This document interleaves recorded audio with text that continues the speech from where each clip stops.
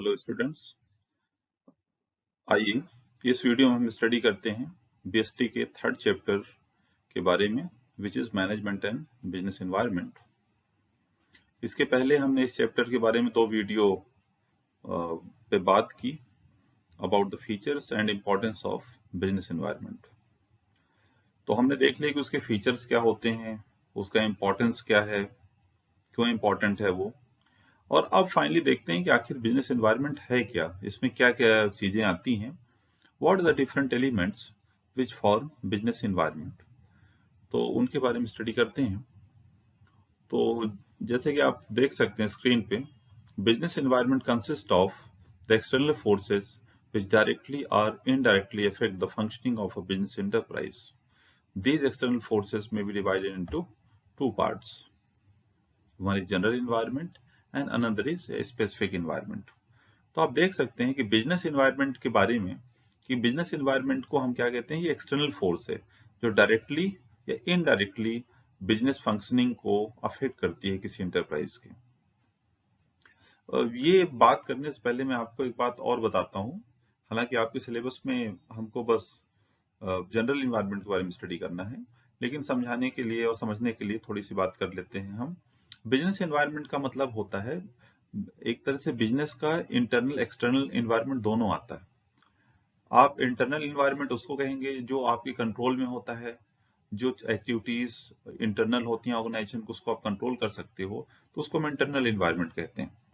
लेकिन हमको, हमारा जो सिलेबस है उसमें हमको स्टडी नहीं करना है, ये मैंने बस आपको समझाने के लिए बताया है, ताकि आप कहीं और भी स्टडी करते हैं किसी और सोर्सेज से तो आपको कंफ्यूजन नहीं हो।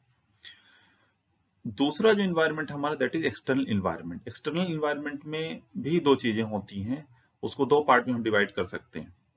एक तो हमारा इन्वायरमेंट जिसको हम जनरल इन्वायरमेंट कहते हैं, इसको माइक्रो इन्वायरमेंट भी कह सकते हैं, और एक स्पेसिफिक इन्वायरमेंट है, इसको हम माइक्रो इन्वायरमेंट भी कह सकते हैं। तो एक्सटर्नल इन्वायरमेंट को दो पार्ट में डिवाइड कर सकते हैं, जनरल इन्वायरमेंट और स्पेसिफिक इन्वायरमेंट। जब मैं बात करता हूँ जनरल इन्वायरमेंट की, तो माइक्रो इन्वायरमेंट है, और हम इसी के बारे में स्टडी करेंगे। यही है हमारे सिलेबस में, जिसके बारे में हम बिजनेस इन्वायरमेंट में स्टडी करेंगे। लेकिन स्पेसिफिक इन्वायरमेंट क्या होता है? स्पेसिफिक इन्वायरमेंट को आप कह सकते हैं कि इसमें हम स्टेक होल्डर्स को ले रहे हैं। जैसे कि आप देखिए, स्पेसिफिक इन्वायरमेंट में हम स्टडी कर रहे हैं कि इनके बारे में, हम कस्टमर्स के बारे में स्टडी कर रहे हैं, owners, investors, suppliers, creditors, employees, trade unions, competitors, government. इन सबको हम बिजनेस का स्टेक होल्डर भी हम कह सकते हैं कि ये स्टेक होल्डर हैं, किसी भी बिजनेस के होते हैं। तो ये स्पेसिफिक इन्वायरमेंट होता है। अगर इस पे कुछ इंपैक्ट पड़ता है, इस पे कुछ चेंजेस आते हैं, तो इसका बिजनेस पे डायरेक्ट इंपैक्ट पड़ता है। इनको हम स्पेसिफिक इन्वायरमेंट भी कहते हैं। और जनरल इन्वायरमेंट का मतलब हुआ economic, legal, political, social, technological, ये फैक्टर्स आते हैं आपके जनरल इन्वायरमेंट में। तो ये किसी भी ऑर्गेनाइजेशन में डायरेक्ट इंपैक्ट नहीं डालते हैं, लेकिन इनडायरेक्ट ये बिजनेस को अफेक्ट करते हैं। और ये दोनों जो हैं, वो चाहे आप जनरल इन्वायरमेंट की बात करें, स्पेसिफिक इन्वायरमेंट की बात करें, ये दोनों beyond the control of an organization होते हैं। मतलब ये दोनों ऑर्गेनाइजेशन के कंट्रोल से बाहर होते हैं। आप इनको कंट्रोल नहीं कर सकते। कोई भी ऑर्गेनाइजेशन इन फैक्टर्स को, ये एक्सटर्नल इन्वायरमेंट को कंट्रोल नहीं कर सकती है। ऑर्गेनाइजेशन को अपनी कंपनी की पॉलिसी, अपनी कंपनी की प्रोसेस को एक्सटर्नल इन्वायरमेंट के अकॉर्डिंगली चेंज करना पड़ता है, तभी वो इन्वायरमेंट के साथ कोप अप करके चल पाएगा और सरवाइव कर पाता है। तो इस तरह से आप देख सकते हैं कि बिजनेस एनवायरनमेंट का मतलब हुआ, business environment consist of external forces. मैंने आपको इंटरनल एनवायरनमेंट के बारे में भी बताया, लेकिन वो हमको यहाँ स्टडी नहीं करना है, वो मैंने आपको समझाने के लिए बताया। हमारा जो सिलेबस है उसमें हमको बिजनेस एनवायरनमेंट का मतलब सिर्फ एक्सटर्नल फोर्सेस से समझना है, जो डायरेक्टली या इनडायरेक्टली बिजनेस वर्किंग को प्रभावित करते हैं या अफेक्टेड करते हैं। इन एक्सटर्नल फोर्सेस को दो पार्ट में डिवाइड कर सकते हैं, एक को हम जनरल इन्वायरमेंट कह सकते हैं और दूसरी को हम स्पेसिफिक इन्वायरमेंट कह सकते हैं। और आगे चल के जो हम स्टडी करने वाले हैं, हम सिर्फ जनरल इन्वायरमेंट के बारे में स्टडी करेंगे। तो एक तरह से बिजनेस इन्वायरमेंट में हम जनरल इन्वायरमेंट भर को लेके चल रहे हैं। जनरल इन्वायरमेंट में आइए हम देखते हैं क्या है इसमें। तो ये देखिए, हम एलिमेंट्स ऑफ जनरल इन्वायरमेंट इसमें स्टडी करते हैं, और जनरल इन्वायरमेंट के एलिमेंट्स हैं, ये आप देखिए। इसमें है लीगल इन्वायरमेंट, लीगल इन्वायरमेंट के बारे में स्टडी करेंगे, पॉलिटिकल इन्वायरमेंट के बारे में स्टडी करेंगे, technological environment, social environment and economic environment. ये जो एनवायरनमेंट है ये किस में आएंगे, आपके बिजनेस एनवायरनमेंट स्टडी करेंगे। इसको हम जनरल एनवायरनमेंट भी कह सकते हैं। तो ये एक्सटर्नल एनवायरनमेंट के बारे में हम स्टडी कर रहे हैं, और बिजनेस एनवायरनमेंट में हम सिर्फ एक्सटर्नल एनवायरनमेंट के बारे में स्टडी कर रहे हैं, और एक्सटर्नल एनवायरनमेंट के भी जनरल फैक्टर जिनको हम मैक्रो फैक्टर्स भी कह सकते हैं, उनके बारे में स्टडी करेंगे। तो सिर्फ ये 5 फैक्टर्स है जिनके बारे में हम बिजनेस एनवायरनमेंट में 3rd चैप्टर में स्टडी करेंगे। यही इन्हीं को हम क्या कहेंगे, एलिमेंट्स ऑफ बिजनेस एनवायरनमेंट। मतलब जो बिजनेस एनवायरनमेंट है इन्हीं से मिलके बनता है।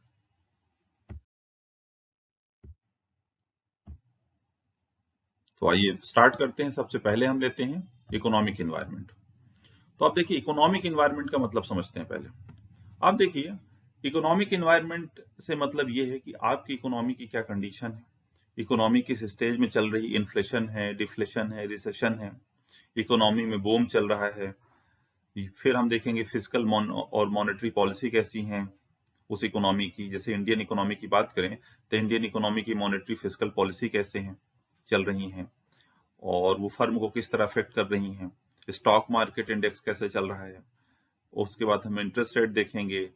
फिर हम इकोनॉमी में देखेंगे कि डिस्पोजेबल इनकम जो है लोगों की, उसमें क्या चेंज आ रहा है, पर कैपिटा इनकम क्या है। तो ये सारे फैक्टर्स जो हैं ये आपके बिजनेस एनवायरनमेंट का एक तरह से इकोनॉमिक एनवायरनमेंट के बारे में बताते हैं कि जिस इकोनॉमी में आप बिजनेस कर रहे हैं उसका इकोनॉमिक एनवायरनमेंट कैसा है। इसको हम देख सकते हैं, it has immediate and direct impact on business. आप देखिए इसका एक तरह से हमने कहा है कि जनरल एनवायरनमेंट का इनडायरेक्ट इम्पैक्ट है, लेकिन बिजनेस एनवायरनमेंट को क्या कह रहे हैं, it has immediate and direct impact. तो अगर कंपेयर किया जाए अदर जो एक तरह से जनरल फैक्टर्स है, उनमें से इकोनॉमिक एनवायरनमेंट जो है वो सबसे ज्यादा एक तरह से डायरेक्ट इम्पैक्ट डालता है किस पे, बिजनेस पे।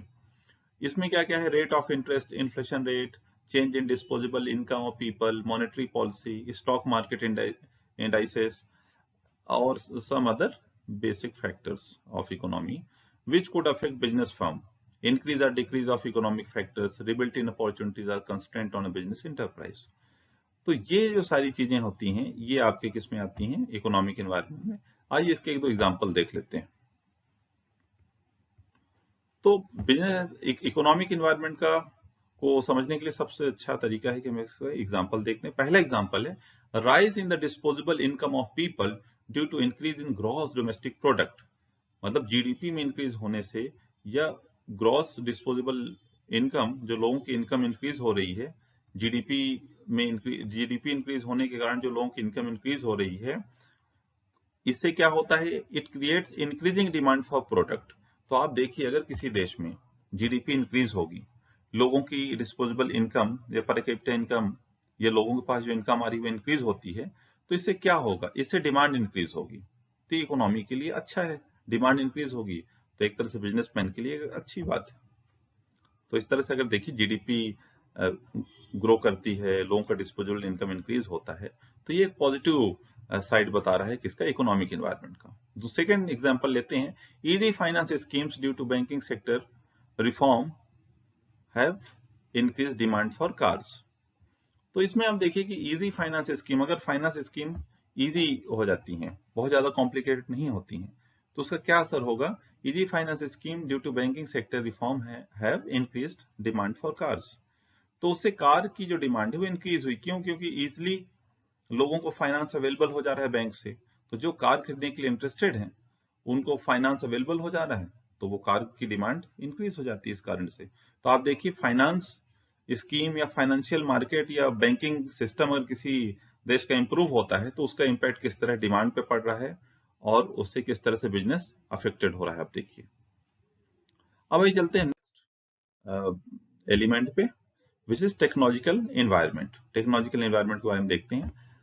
टेक्नोलॉजिकल एनवायरनमेंट का मतलब है कि किसी देश में अगर बिजनेस में जो आप टेक्निक ऑफ प्रोडक्शन यूज कर रहे हैं या जिस भी चीज का आप प्रोडक्शन कर रहे हैं, अगर वो टेक्नोलॉजी से रिलेटेड है और टेक्नोलॉजी अपग्रेड होती है, चेंज होती है, तो उसका असर आपके बिजनेस में भी आएगा।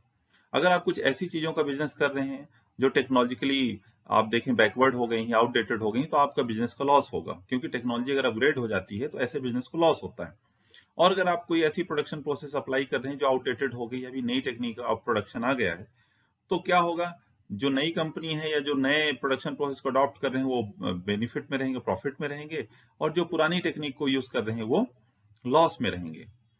तो इस तरह से आप देखिए किसी बिजनेस में टेक्नोलॉजिकल एनवायरनमेंट का भी इम्पैक्ट पड़ता है।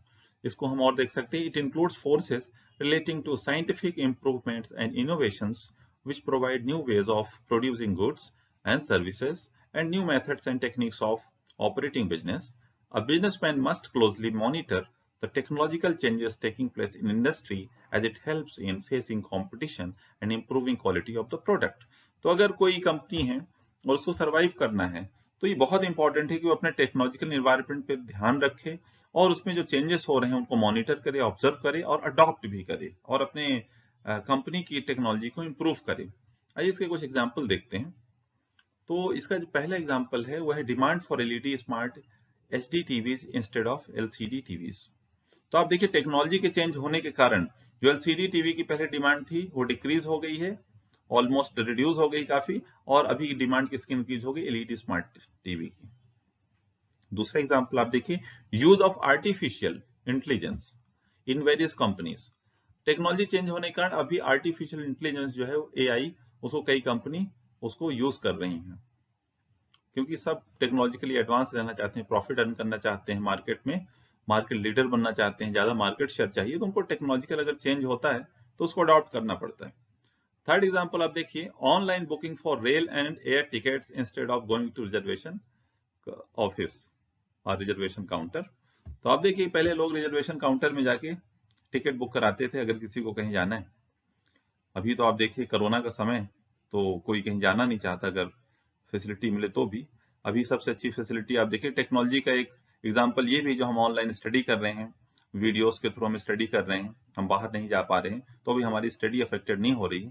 जो सीखना चाहता है उसके लिए अभी भी देखिए टेक्नोलॉजी के थ्रू ये स्टेज अवेलेबल है। वैसे ही है ऑनलाइन टिकट, पहले लोग टिकट काउंटर में जाते थे, और आपको अगर आप गए होंगे, आप अपने एल्डर ब्रदर सिस्टर होंगे उनसे पूछेंगे तो किस तरह काउंटर में लाइन लगती थी और लोग आपस में लड़ाई झगड़ा तक कर लेते थे लाइन में। हमारे देश में लाइन में लगने की का आदत जो है उतना नहीं है, तो हर आदमी जल्दी के चक्कर में कई बार आप देखेंगे लड़ाई भी हो जाती थी। तो उसका एक सोल्यूशन ये अच्छा आ गया कि online booking of rail and air ticket होगी, अब लड़ाई झगड़े की ज्यादा के चांसेस नहीं। तो एक टेक्नोलॉजी का फायदा ये है, पीसफुल एनवायरनमेंट क्रिएट हुआ। ठीक है, अपार्ट फ्रॉम जोक्स चलते हैं हमारे नेक्स्ट पॉइंट में, which is social environment. Social environment आप देखिए, अगर आप किसी देश में बिजनेस कर रहे हैं, किसी सोसाइटी में बिजनेस कर रहे हैं, तो ये तो बहुत इंपॉर्टेंट हो जाता है कि आप वहां के सोशल एनवायरनमेंट को जानें, समझें और उसके अकॉर्डिंगली अपने बिजनेस को करें। क्योंकि अगर आप ऐसा नहीं करते हैं तो आपका बिजनेस कहाँ चलता है, सर्वाइव होता है सोसाइटी में, और सोसाइटी अगर बिजनेस को एक्सेप्ट नहीं करती है तो you can not be successful in long run. कहीं ना कहीं आपको कुछ सोशल इश्यूज आएंगे, प्रॉब्लम्स आएंगी।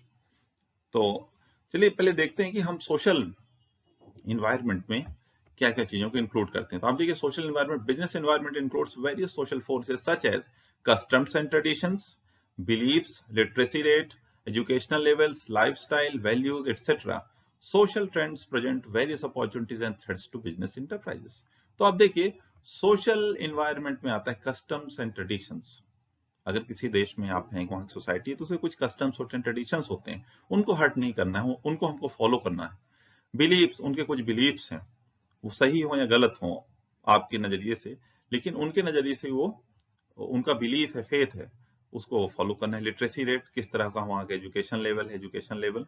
लाइफस्टाइल, वहाँ के लोग किस तरह की जिंदगी जीते हैं, उनके वैल्यूज क्या हैं, किस तरह का सोशल ट्रेंड है। तो ये सारी चीजें क्या करती हैं, वहाँ पे एक बिजनेस एनवायरनमेंट को अपॉर्चुनिटी भी, एक तरह से सोशल एनवायरनमेंट जो है वो बिजनेस में अपॉर्चुनिटी भी जनरेट कर रहा है और थ्रेट भी जनरेट कर रहा है। तो आपको अपॉर्चुनिटी को यूज करना है और थ्रेट को मिनिमाइज करना है। सोशल एनवायरनमेंट का के कुछ अच्छे एग्जांपल देखते हैं। ये पहला एग्जांपल है, the celebration of Diwali, Eid and Christmas in India provide financial opportunity for confectionery manufacturers. Confectionery का मतलब एक तरह से होता है, जो एक तरह से हलवाई होते हैं, बेकर्स होते हैं, तो ये कॉन्फेक्शनरी मैन्युफैक्चरर्स होते हैं। जिनको नहीं पता उनको बता रहा हूँ, हालांकि काफी प्रचलित शब्द है। Garments business and many other related business. तो अगर देखिए, हमारे देश में ईद है, क्रिसमस है, दिवाली है, या कोई भी फेस्टिवल है, किसी भी जाति धर्म का हो, हमारे देश में एक अच्छी बात है कि हम सारे फेस्टिवल सेलिब्रेट करते हैं। तो अगर कोई भी फेस्टिवल होता है तो आप देखेंगे क्या होता है, आप स्वीट्स लेने जाते हैं, आप केक लेने जाते हैं, मिठाइयाँ लेने जाते हैं, आप नए कपड़े खरीदते हैं। तो ये सारा जो एक हमारा सोशल जो एक ट्रेंड है, कस्टम ट्रेडिशन है, उसके कारण एक तरह से देखिए बिजनेस को एक अपॉर्चुनिटी मिलती है। जो लोग बेकर्स हैं, जिन लोग स्वीट्स का शॉप है, जिनका जिनका गारमेंट का शॉप है, उनको उससे काफी प्रॉफिट होता है। तो ये एक तरह से देखिए सोशल एनवायरनमेंट के कारण ही हो रहा है। तो सोशल एनवायरनमेंट का इम्पैक्ट देखिए बिजनेस में किस तरह पड़ रहा है। It is creating an opportunity for business. Second example आप लेते हैं, that is increased awareness towards health has increase the demand for products. देखिए इंक्रीज्ड अवेयरनेस इंक्रीज हो जाने के कारण किस पे अवेयरनेस, हेल्थ। लोग पहले जैसे नहीं रहे, अभी के लोग जागरूक हो गए हैं, अपने हेल्थ को लेके अवेयर हैं। आप देखेंगे कि पहले के टाइम में उतना लोग जिम नहीं जाते थे, उतना अपने खाने पीने का ध्यान नहीं रखते थे, उतना डाइट कॉन्शियस नहीं थे। अभी आप देखेंगे ये जनरल ट्रेंड है कि लोग अपनी हेल्थ को लेके अवेयर हैं। तो इसी इसी कारण क्या हुआ, जो ऑर्गेनिक फूड, मिनरल वाटर और जिम, इन सब का क्या हुआ, डिमांड इंक्रीज हुआ है। इनके लिए एक सोशल अवेयरनेस, हेल्थ के बारे में क्रिएट होना एक अपॉर्चुनिटी है। और इसी तरह जो लोग क्या कर रहे हैं, किस चीज का बिजनेस कर रहे हैं, how ever this trend has harm business in other industries like dairy processing, tobacco and liquor.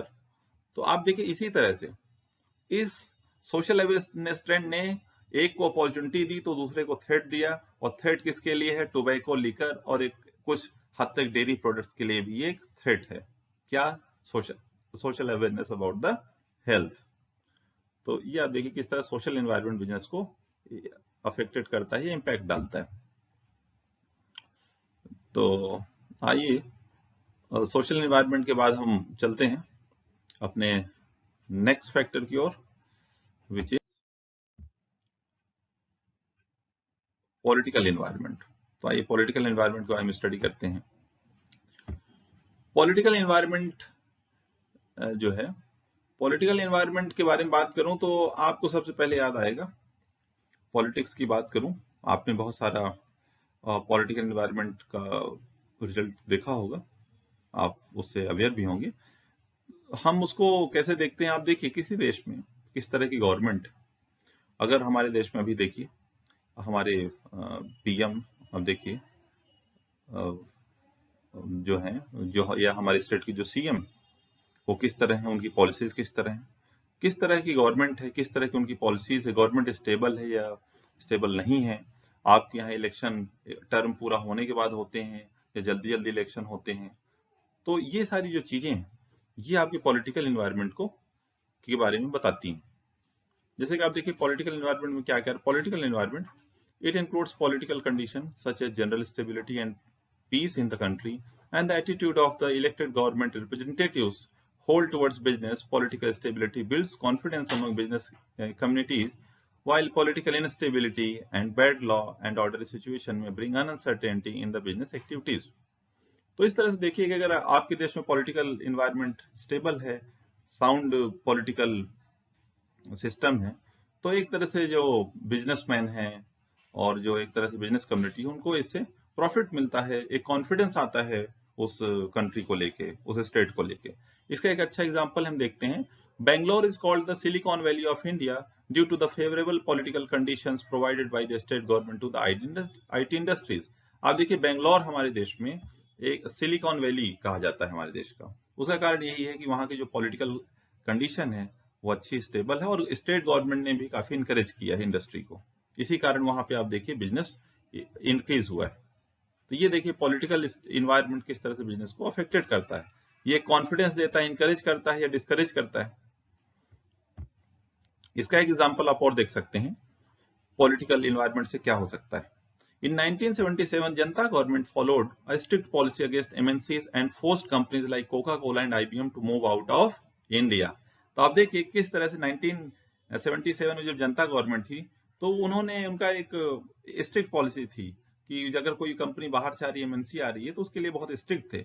और उसी कारण जो कोका कोला और आईबीएम जैसी बड़ी एमएनसी हैं उनको इंडिया से बाहर जाना पड़ा था। ये भी एक पॉलिटिकल एनवायरनमेंट का एक अच्छा एग्जांपल है कि पॉलिटिकल एनवायरनमेंट क्या कर सकता है। थर्ड एग्जांपल है change in government policies in 1991 allowed Pepsi and other MNCs to enter into Indian market. उसके बाद आप देख सकते हैं किस तरह जब 1991 के बाद गवर्नमेंट पॉलिसी चेंज होती है तो फिर से एमएनसीज जो है पेप्सी और जो अदर एमएनसी हैं वो इंडिया में वापस आती हैं। तो पॉलिटिकल एनवायरनमेंट एक तरह से आप देखिए कंपनी को इंकरेज भी करता है, डिस्करेज भी करता है, और ओवरऑल एक जो इफेक्ट है बिजनेस पे इसका बहुत बड़ा इफेक्ट पड़ता है। उसके बाद आइए देखते हैं हमारा नेक्स्ट टॉपिक जो है, नेक्स्ट इस पे factor that is legal environment.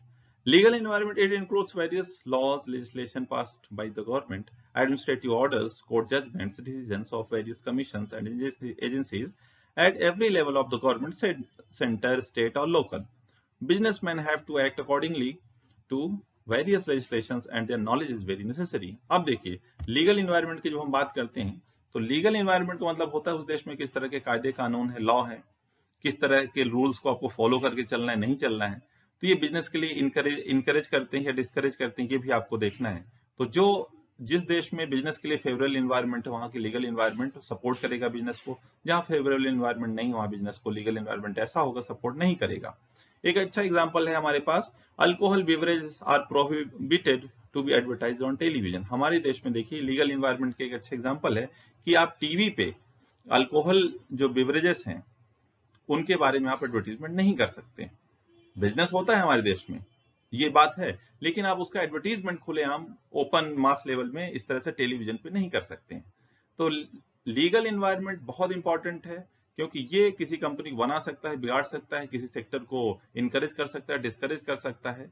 तो ये लॉ जो है ये भी बिजनेस के लिए बहुत ज्यादा एक तरह से बहुत इंपैक्ट डालता है उस पर कि उसको क्या करना है, क्या नहीं करना है। इस तरह से हमने देखा कि जो बिजनेस एनवायरनमेंट है उसमें किस तरह से जनरल एनवायरनमेंट के बारे में हमने बात की, जो एक्सटर्नल फोर्सेस हैं एनवायरनमेंट की, जो कंपनी के कंट्रोल के बाहर, और किस तरह से हमारा बिजनेस एनवायरनमेंट क्यों इंपॉर्टेंट है, इसके एलिमेंट क्या क्या ये हमने स्टडी किया। अब नेक्स्ट वीडियो में हम अगला टॉपिक स्टडी करेंगे। Thank you.